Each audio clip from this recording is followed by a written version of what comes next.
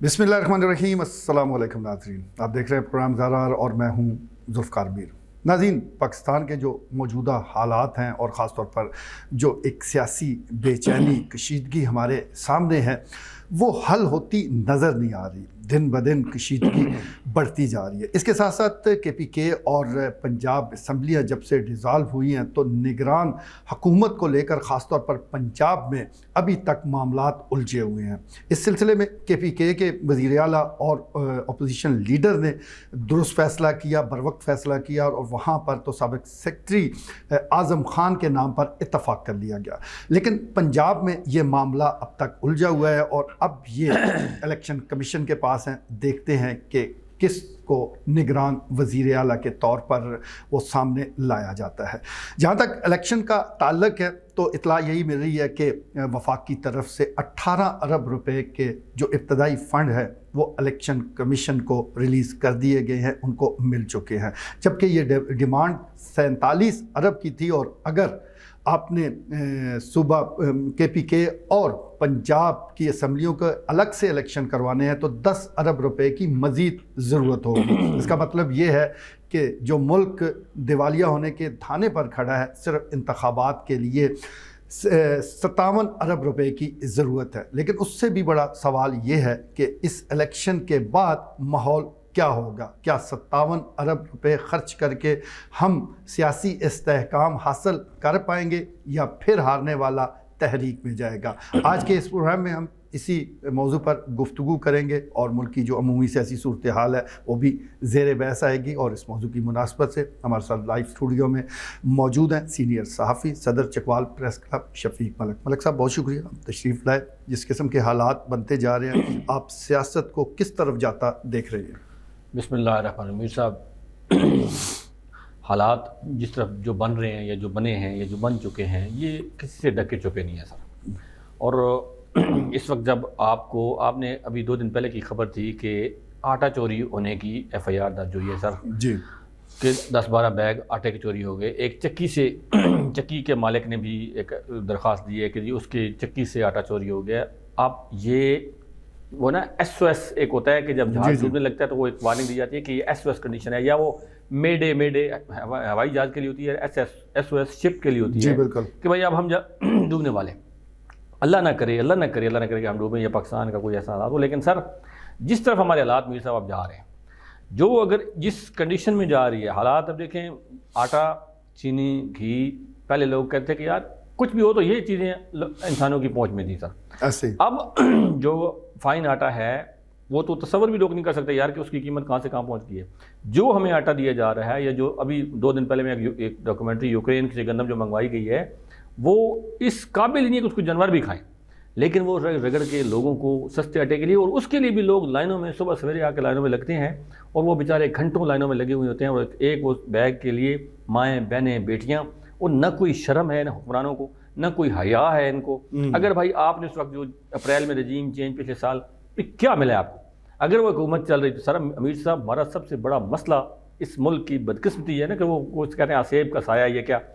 कि भाई किसी हुकूमत को अपना टाइम पूरा करने दो। आप वक्त इसको पूरा करने देते, इमरान खान साहब अपना टाइम पूरा करते, आज वक्त पूरा हो चुका था सर, 1 साल 1.5 साल की बात थी सर, ख़त्म हो जाती है, उसके बाद आप आते। अब आपके पास ये पोजीशन हो गई थी कि लोग ये लग रहा था कि आप PTI का टिकट भी कोई नहीं लेगा।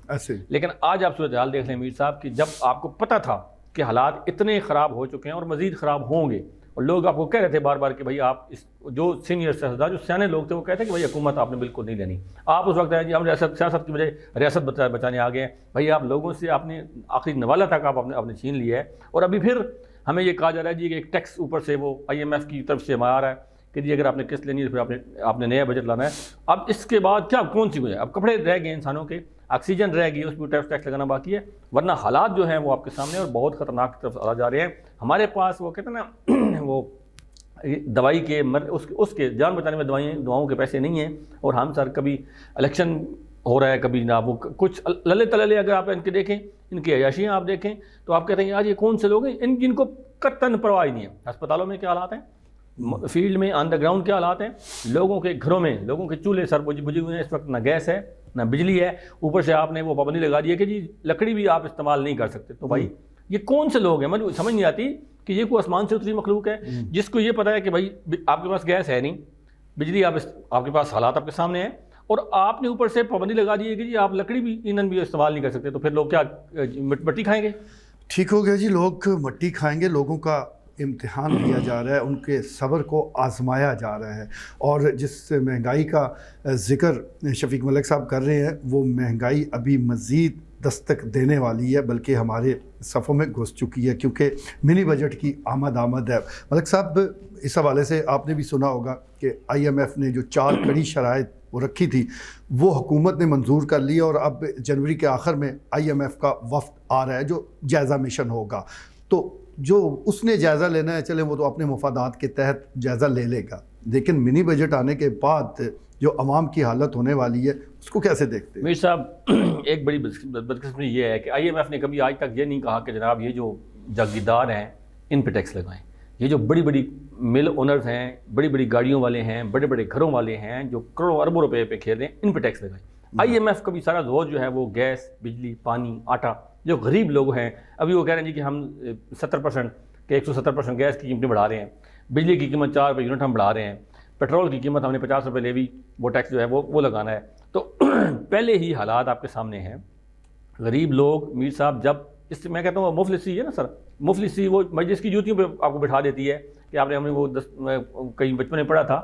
کہ وہ محفل کی جوتیوں پہ جو مجلس ہوتی ہے مفلسی سر، اس بندے کو بیچارے کہ پھر اس کی انا غیرت سب ختم ہو جاتی ہے۔ جس کے گھر میں سر آٹا نہیں ہوگا، جس کے بچے بھوکے ہوں گے، جس کے والدین کے پاس دوائی نہیں ہوگی، وہ مرنے مارنا کیا، وہ پتہ نہیں کیا کچھ کر دے گا۔ ہمیں آپ کس طرف لے کے جا رہے ہیں؟ حکمرانوں کو یہ احساس کیوں نہیں ہے میر صاحب کہ ملک ہمارا خانہ جنگی کی طرف جا رہا ہے؟ اگر یہ جو حالات اب بن چکے ہیں، دن دہاڑے سر میر صاحب تلگنگ، چکوال جیسے علاقوں میں دن دہاڑے ڈکیتیاں ہو رہی ہیں، یہ مطلب کوئی سوچنے کا، میں کہتا ہوں کہ یار بے حسی کی بھی انتہا ہے کہ چلے ہم سنتے تھے کہ کراچی میں ڈکیتی ہوگی، لاہور میں ڈکیتی ہوگی، کسی بڑے شہر میں ہوتا کہ کارنر میں چھپنے کی جگہ ہے۔ اب گاؤں میں، دیہاتوں میں، گلیوں میں سر، محلوں میں دن دہاڑے میری صاحب یہ پوزیشن ہو چکی ہے کہ 4-6 لوگ آتے ہیں، گھر میں گھس جاتے ہیں، اور آپ ان کو اب ڈر خطرہ خوف کوئی نہیں، وہ ان کو پتہ ہے کہ بھائی جو اگر ہم نے خدا نہ خواستہ یا مر جائیں گے یا مار دیں گے۔ تو یہ جو حالات پیدا ہو چکے ہیں میر صاحب، یہ اتنی خطرناک صورتحال ڈیولپ ہو رہی ہے، اگر انہوں نے ہوش کے ناخن نہ لیے، اگر یہ اپنے آپ کو نہ سنبھالا اور یہ اسی طرح مانتے رہے، ماننے کے علاوہ ان کے پاس چارہ بھی کوئی نہیں ہے، لیکن چونکہ میر صاحب یہ سارے آپس میں بیٹھ نہیں سکتے، ایک جگہ پہ یہ اکٹھے ہو نہیں سکتے، ان کو اپنے مفاد، اپنی حکومت، اپنی سیاست سے غرض ہے، ان کو عوام سے کوئی غرض نہیں ہے سر۔ اور اگر یہ ملک رہا میر صاحب، اگر یہ عوام ہوئی تو یہ سیاست کریں گے، اگر یہ ملک کی خدا نہ خواستہ اس کو کوئی ایشو بنا تو پھر سیاست کہاں ہوگی، حکومت کہاں ہوگی، اور مفادات کہاں ہوں گے؟ مفادات تو تبھی ہوں گے کہ جب یہ حکومت چلے گی، اور جس طرح کا اب ہمیں چال چلن حکمرانوں کا نظر آتا ہے، اس سے تو لگتا نہیں ہے کہ وہ ابھی کچھ سنجیدہ ہوئے ہیں، انہوں نے کچھ سبق سیکھا ہے۔ لیکن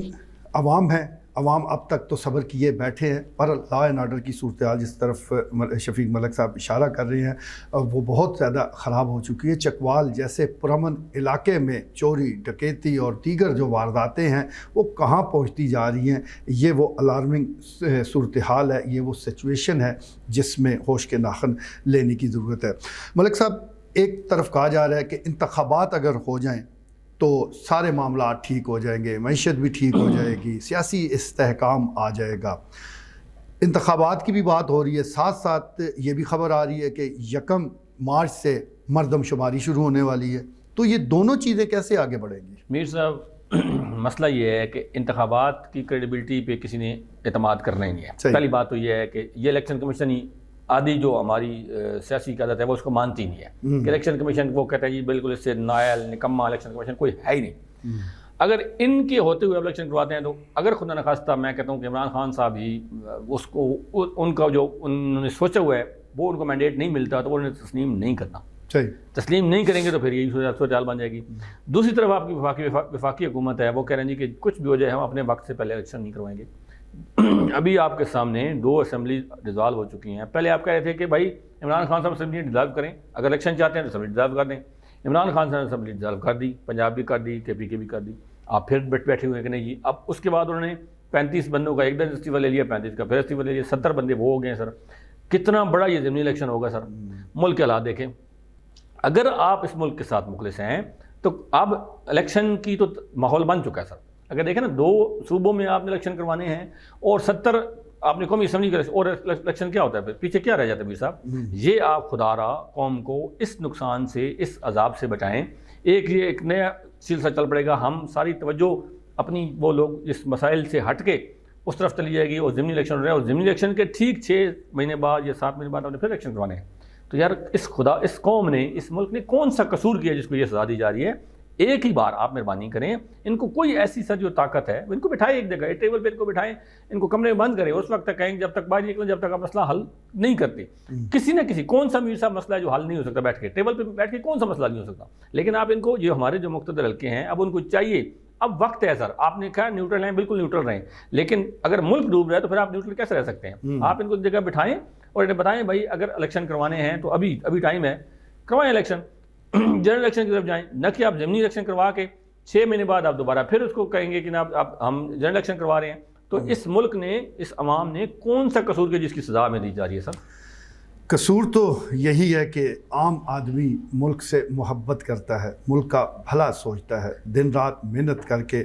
وہ اپنے بچوں کا پیٹ پالتا ہے. شاید عام آدمیوں کا, عام جو لوگ ہیں ان کا سب سے بڑا جرم تو یہی ہے. ملک صاحب, بچپن میں آپ نے بھی پڑھا ہوگا, چھوٹے چھوٹے رسالے ہوتے تھے اور وہ کہانیاں ہوتی تھی, خاص طور پر ٹارزن کی واپسی. جنگل کے حالات بہت زیادہ جب خراب ہوتے تھے تو اس ٹارزن کی واپسی میں بتایا جاتا تھا کہ ٹارزن واپس آ کے وہ سارے معاملات کو ٹھیک کر دیتا تھا. اب بڑی گفتگو ہو رہی ہے نواز شریف کی واپسی. تو یہ ٹارزن والی واپسی ہوگی یا ویسے وہ واپس آ گئے تو جو معمول کی سیاست ہے وہ اسی طرح چلتی رہے گی؟ مجھے یہ بتائیں ٹارزن یہاں سے گیا کیوں تھا؟ اگر آپ نے ادھر ہی کسی کو ٹارزن بنایا ہوا ہے تو ٹارزن صاحب کو یہاں سے جانے کی ضرورت ہی نہیں تھی. ٹارزن تو میں نے کبھی نہیں دیکھا کہ کسی جنگل کا ٹارزن کہیں دوسری جنگل میں بھاگ گیا ہو یا کہیں بھاگ کے کسی اور ملک چلا گیا ہو. ہم نے جتنی کہانیوں پڑھی تھی مشکل وقت میں ٹارزن آ جاتا تھا اور اپنے وہ اس کی جو رائے ہوتی تھی اس کو بچاتا تھا. یہاں پہ مشکل وقت یہ ہوتا ہے ٹارزن ہمارے غائب ہو جاتے ہیں. تو سر ٹارزن آئیں نہ آئیں, میں سر سب کا, میں سیاسی جماعتیں جتنی بھی ہیں, میں سیاسی قیادت جو بھی ہے, میں کہتا ہوں سر کہ مسئلے کا حل انہی کے پاس ہے. یہ نہیں ہے سر کہ میں کسی اور جو قوتیں ہیں ان کو میں نہیں کہہ رہا کہ ڈکٹیٹرشپ ہمارے مسائل کا حل نہیں ہے. سر مسئلے کا حل سر سیاسی حکومت ہوگی, مضبوط جمہوری حکومت ہوگی تو معیشت مضبوط ہوگی. سر معیشت مضبوط نہیں ہو سکتی میر صاحب جمہوریت کے بغیر, اور جمہوریت مضبوط نہیں ہو سکتی سیاسی قیادت, اگر سیاسی بحران آپ کا ہوگا تو جمہوریت آپ کی مضبوط نہیں ہو سکتی. سر اس کے لیے آپ کو اپوزیشن کو, حکومت کو بیٹھ کے ڈائلاگ کرنے پڑتے ہیں. سر وہ جب میر صاحب تب ہوتی ہے کہ قیادت اپنے ملک کے ساتھ, اپنے عوام کے ساتھ مخلص ہو. ان حالات میں بھی ابھی بھی ہمیں اپنی جو انا ہے وہ ہمارا سر اونچا ہے, ہم نے اس سے نہیں بیٹھنا, ہم نے اس سے بات نہیں کرنی, ہم نے اس سے نہیں ملنا. اگر 4 دن پہلے آپ نے ایک ویڈیو وائرل ہوئی تھی وہ فرانس کے صدر میکرون کی, ڈنمارک کے دورے پہ وہ گئے ہیں, تو آپ یقین کریں وہ 4-5 وہ جو لوگ ہیں وہ سائیکلوں پہ نکل رہے ہیں, ڈنمارک کا صدر بھی, فرانس کا صدر بھی, اور پیچھے ان کے جو 3 بندے ہیں, نہ کوئی عملہ, نہ کوئی گاڑی, نہ کوئی پروٹوکول, نہ کوئی ہٹو بچوں کا شور, نہ کوئی اوپر ہیلی کاپٹر, نہ کوئی کتے, نہ کوئی سرچنگ والے. مطلب حیران انہوں نے دنیا کو کر دیا کہ بھائی یہ سپر طاقتیں سر ایسی ہوتی ہیں, وہ لوگ ہیں جن کو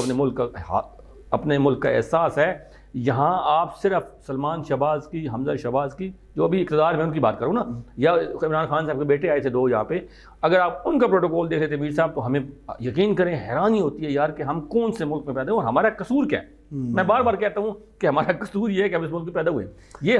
اشرافیہ ہمارے اوپر مسلط ہے. ٹھیک ہو گیا جی, قصور تو یہی ہے جیسا میں پہلے بھی گزارش کر چکا ہوں. اور یہ جو ملک ہے یہ اگر حکمران اس میں محفوظ نہیں ہے, وہ اپنے لیے اتنی سیکیورٹی لے کر چلتے ہیں, تو پھر عام آدمی کا کیا حال ہوگا اس سے آپ اندازہ لگا سکتے ہیں. حالانکہ جو لوگ بھی حکمران رہے ہیں, اکراس دا بورڈ بات کر رہا ہوں, تو ان کو چاہیے تھا کہ ان کا طرز حکمرانی یا ان کی خدمات ایسی ہوتی کہ ملک سب کے لیے محفوظ ہوتا. لوگ سائیکلوں پر باہر نکلتے, ہم بھی دیکھتے کہ حکمران جو ہے وہ عوام کے بیچ ہوتے. لیکن یہاں پر کچھ اس قسم کے حالات پیدا کر دیے گئے ہیں, کچھ اس قسم کا عوام کو لڑایا گیا ہے کہ اب یہاں کوئی بھی محفوظ نہیں ہے. ملک صاحب چلے, ملکی سطح پر تو جو سارے معاملات چل رہے ہیں تو چلتے رہیں گے. جو ہمارے 2 اضلاع ہیں تلنگانہ اور چکوال, یہاں کی سیاست کس طرف جا رہی ہے؟ کوئی نئی دھڑے بندی آپ دیکھ رہے ہیں یا وہی پرانے سیاستدان؟ اس سے پہلے میں چھوٹی سی ایک بات گزارش کروں گا کہ اسی طرح کے ایک سوشل میڈیا پہ 2 دن پہلے ایک ویڈیو وائرل ہوئی ہے جو ہماری سابق عسکری شخصیت ہیں, بڑی پاورفل, وہ دبئی میں اشارہ کھلنے کا انتظار کر رہے تھے اور پیدل بھی وہاں پہ چونکہ واکنگ زیبرا کراسنگ پہ، تو کسی نے اس کے نیچے تبصرہ کیا ہے کہ یار دبئی کا اشارہ جو ہے وہ پاکستانی آئین سے زیادہ طاقتور ہے، کہ اس نے روکے ہوئے ان کو کہ بھائی جب تک نہیں کھلنا مجھے نکلنا نہیں ہے، ورنہ نہ یہاں اشاروں کی کوئی قید ہے نہ کوئی آئین قانون، کچھ بھی نہیں ہے۔ بہرحال سر ضلع کی بات بھی صاحب آپ کر رہے ہیں، تو ضلع تلنگانگ بن گیا ہے، لیکن اب ایک نیا ایشو ہو گیا ہے۔ ایک تو یونین کونسلز کی جو تقسیم ہوئی ہے ڈیوائن بڑی عجیب و غریب ہو گئی ہے، لوگوں میں بہت زیادہ بے چینی ہے کہ جو آپ کا بندہ جس کو پہلے ایکسیس تھی کہ 6 کلومیٹر دور تھا، اب آپ نے اس کو 20 کلومیٹر دور کر دیا ہے، جو 2 کلومیٹر دور تھا اس کو 22 کلومیٹر دور کر دیا ہے۔ اور ایسی میں حیران ہوں کہ یہ کس نے ان سے کروائی ہے، کس نے کی ہے، اسی ابھی کوئی سمجھ نہیں آ رہی۔ لوگ اب احتجاج شروع کر دیا کہ یار ہمیں اپنے ضلع دے کے ساتھ آپ نے ایک اور ہمارا کام کر دیا کہ آپ نے ہمیں ایک نئے چکر میں ڈال دیا۔ دوسرا یہ تھا کہ ٹمن والے جو لوگ ہیں، ٹمن کے ساتھ ملتان خورد ہے، ملتان خورد ایک چھوٹا سا مطلب گاؤں ٹائپ کوئی جگہ ہے، قصبہ ہے، اس کو تحصیل ڈکلیئر کر دیا گیا ہے۔ اور ٹمن جو ہے وہ تھوڑا سا زیادہ، اب وہ لوگ ہیں کہ بھائی ہمارا زیادہ حق بنتا تھا، ہم بڑے ہیں، مطلب آبادی بھی زیادہ ہے، اور اس کا ایک وہاں پہ جو بیک گراؤنڈ ہے سیاسی وہ بھی کسی حوالے سے آپ سے ڈھکا چھپا نہیں ہے، تو ہمیں تحصیل بنانا چاہیے تھا، وہاں انہوں نے ملتان خود کو بنا دیا۔ اسی طرح جو لوگ ہیں جن کی اپنی ظاہر ہے اس کے ساتھ امیدیں وابستہ تھیں، توقعات وابستہ تھیں، اب جب تحصیل بنے گی تو کچھ علاقے ظاہر ہے وہ ڈائیورٹ ہوں گے، ان کو کٹ کے ادھر ملایا جائے گا، تو پھر لوگوں کو مطمئن کرنا مشکل ہے۔ لیکن ٹھیک ہے، ضلع بالکل صحیح ہے، لیکن ضلع کی جو ثمرات ہیں سر، جو اثرات ہیں جو آنے چاہیے تھے، اب چونکہ حکومت ختم ہو گئی، اب لوگ انتظار کر رہے ہیں کہ ضلع بن کے ہمیں کیا ملے گا۔ لیکن ساتھ یہ جو بن گیا ہے کہ یونین کونسلز کا ایشو آ گیا ہے، تو لوگ اب اس سے بڑے خائف ہیں کہ بھائی انہوں نے ہمیں ضلع بنایا، ایک ایشو فوراً وہ آ گیا تھا میاں والی ڈویژن کے ساتھ لگا دیا، تو وہ بڑا شدید تھا، اگر وہ فور الیکشن کمیشن کا اس پہ وضاحت نہ آتی، وہ کینسل نہ کرتے سر، تو یہ تلنگانگ جیسے میوالی کے ساتھ ملا دیا گیا تھا، تو ڈویژن اگر میوالی بنتا ہے سر، تو پھر آپ کا سی پی او وہ فیصل آباد اور ملتان اور پتہ نہیں آپ کو کس چکر میں پڑ جانا تھا۔ وہ بڑا مشکل تھا لوگوں کے لیے، لیکن شکر ہے وہ الیکشن کمیشن نے بیک وقت اس کا بر وقت نوٹس لیا ہے اور انہوں نے اس کو کینسل کر دیا، تو لوگوں میں تو جس طرح نیا ضلع بنا ہے، کوئی نئے دھڑے بھی بنے ہیں یا وہی پرانی سیاسی معاملات چل رہے ہیں؟ نہیں میر صاحب، ابھی چونکہ یہ بالکل ارلی سٹیج ہے، ٹھیک ہے، اور ایک وقت یہ تھا کہ جب ضلع بنا ہے تو لوگوں کو یہ توقعات تھی کہ اب نیکسٹ ٹائم حافظ عمار یاسر صاحب کو کوئی ایسا پرابلم نہیں ہے نا، وہ سیاسی طور پہ اتنے مضبوط ہو چکے ہیں اس ضلع کی وجہ سے کہ ان کو اب ایم این اے یا ایم پی اے کے لیے ان کو کوئی مسئلہ نہیں ہے۔ لیکن یہ جو آئی ہے نا سر، یونین کونسل والا معاملہ آیا نا، تو یہ جو کہ یونین کونسل سے ہر آدمی ڈائریکٹ انوالو ہے یونین کونسل کے ساتھ ساتھ، اس کا واسطہ یونین کونسل سے ہے، M N A M P A سے واسطہ کئی سال میں 1 دفعہ پڑتا ہے، لیکن یونین کونسل ایسی چیز ہے کہ کسی نہ کسی طرح آپ کو واسطہ پڑتا رہتا ہے، اور اس پہ لوگ بہت زیادہ، چونکہ نئے لوگ مطلب جو پرانے چلے آ رہے ہیں 70-75 سال سے، ان کو ہٹا کے آپ نے ایک نیا ہمسایہ بنا دیا، تو ہمسایہ تو نہیں بدلتا سر، ہمسایہ آپ نے نہ مرضی سے بناتے ہیں نہ مرضی سے ان کو ہٹا سکتے ہیں، لیکن یہ ہے کہ اب جو انہوں نے ہمسائے تھے ان کو اٹھا کے انہوں نے کہیں اور پھینک دیا، وہاں سے اٹھا کے ادھر لے آئے، ادھر والے کو ادھر لے گئے، تو یہ بڑی بے چینی ہے اور یہ نقصان ہوگا مسلم لیگ کاف کے لیے۔ ٹھیک ہے جی، مسلم لیگ کاف کے لیے یہ نقصان کا باعث بن سکتا ہے۔ ملک صاحب آپ کا بہت شکریہ، آپ نے ہمیں وقت دیا۔ ناظرین، آپ نے گفتگو سنی، سیاسی معاملات میں الجھاؤ جاری رہتا ہے، اور جتنے بھی پولیٹیشین ہیں، سیاسی جماعتیں ہیں، ان کی قائدین ہیں، ان کی یہ کوشش ہوتی ہے کہ حالات کو اپنے مطابق ڈھالیں، اس سے سیاسی فائدہ حاصل کریں،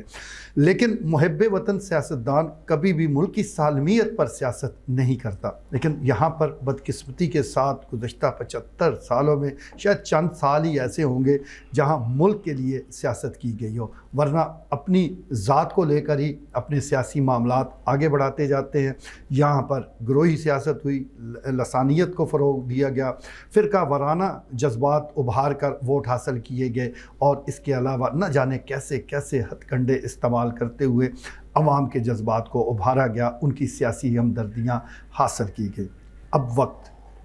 گزر چکا ہے، اب بہت دیر ہو گئی ہے، اب ہمیں سوچنا ہوگا۔ اب یہ جو ہمارے قائدین ہیں، ان کو بھی اپنی پرانی روش ترک کرتے ہوئے صرف ملکی مفادات میں فیصلے کرنے ہوں گے، ورنہ بہت دیر ہو جائے گی۔ آج کے لیے اتنا ہی، اجازت دیجیے، اللہ نگہبان۔